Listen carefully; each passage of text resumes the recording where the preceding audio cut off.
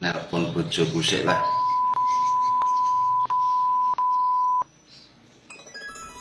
Lho neng apa ki bojoku telepon ki? Halo Mas.